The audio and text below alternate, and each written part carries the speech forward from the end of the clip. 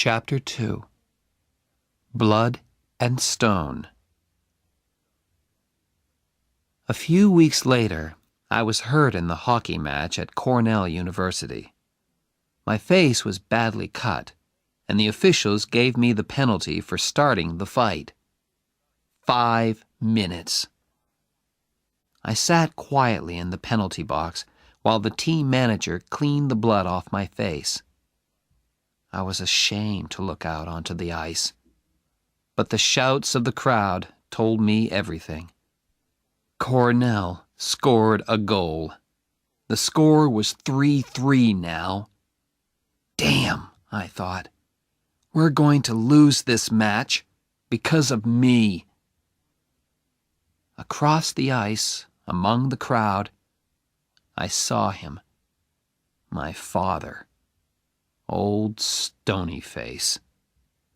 He was looking straight at me. "If the meeting finishes in time, I'll come to Cornell and watch you play," he had told me on the phone. And there he was, Oliver Barrett III. What was he thinking about? Who could say? Why was he here? Family pride, perhaps. Look at me. I am a very busy, important man, but I have come all the way to Cornell just to watch my son play in a hockey match. We lost, 6-3. After the match, the doctor put 12 stitches in my face. When I got to the changing room, it was empty. They don't want to talk to me, I thought. I lost that match. I felt very ashamed as I walked out into the winter night. "Come and have dinner, son," said a voice.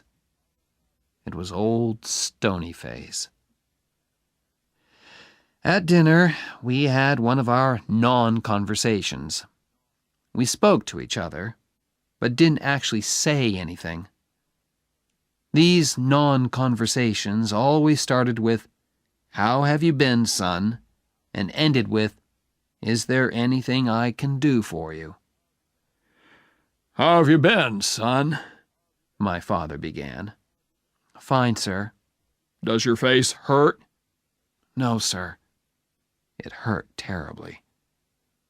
Next, old Stonyface talked about playing the game. "All right, son. You lost the match." How clever of you to notice, father. "But, after all, in sport, the important thing is the playing, not the winning." Wonderful, I thought. Father was chosen for the Olympic Games, and now he says winning is not important. I just looked down at my plate and said, "Yes, sir," at the right times. Our non-conversation continued. After playing the game, he discussed my plans. "Tell me, Oliver, has the law school accepted you yet?" "Not yet, sir." "Would you like me to telephone them?" "No," I said at once.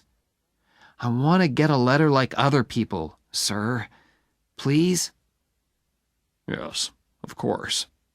Fine. After all, they're sure to accept you." Why? I thought. Because I'm clever and successful? Or because I'm the son of Oliver Barrett III? The meal was as uninteresting as the conversation. At last, my father spoke again. "There's always the Peace Corps," he said suddenly. "I think the Peace Corps is a fine thing, don't you?" "Oh, yes, sir," I said politely. I knew nothing about the Peace Corps. "What do your friends at Harvard think about the Peace Corps?" he asked. "Do they feel that the Peace Corps is important in our world today?" "Yes, sir," I said politely, just to please him. After dinner, I walked with him to his car. "Is there anything I can do for you, son?" he asked. No, thank you, sir. Good night, sir. Our non-conversation was finished. He drove away. Yes, of course there are planes, but Oliver Barrett III chose to drive. My father likes to drive. Fast.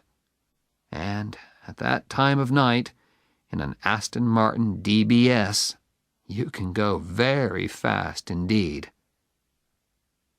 I went to telephone Jenny. That was the only good part of the evening. I told her about the fight. She enjoyed that. Her musical friends never got into fights. "I hope you hit the man who hit you," she said. "Oh, yes." "Good. I'm sorry I couldn't be there to watch you. Perhaps you'll hit somebody in the Yale match." I smiled. Jenny really made me feel better. Back at Harvard the next day, I called at her dorm. Jenny was talking to someone on the telephone in the hall. "Yes, of course. Oh, yes, Phil. I love you too.